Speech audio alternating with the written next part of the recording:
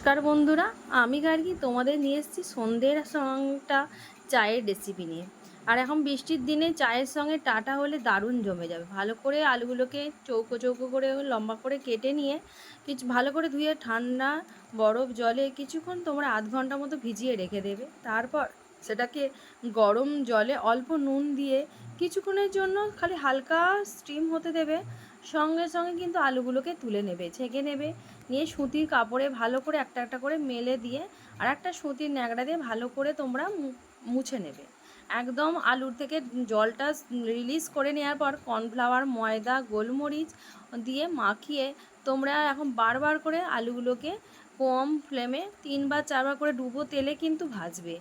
দারুণ খেতে হবে। 3 কোটে তোমরা ভাজবে। ভাজার পর তোমরা যখন দেখবে একটু বেশ ঠান্ডা হয়ে যাওয়ার পর ক্রিস্পি হয়ে গেছে, তখন সেটাকে একটুখানি চাট মশলা আর নুন, বিট নুন আর একটুখানি চিলি ফ্লেক্স দিয়ে তোমরা সার্ভ করবে। একটুখানি টমেটো কেচাপ দিয়ে খাবে, অপূর্ব খেতে হবে। কমেন্ট করে জানাবে যে কেমন হয়েছিল। বানিয়ে রেসিপিটা কিন্তু অবশ্যই কিন্তু কমেন্ট করবে। টাটা আজকের জন্য।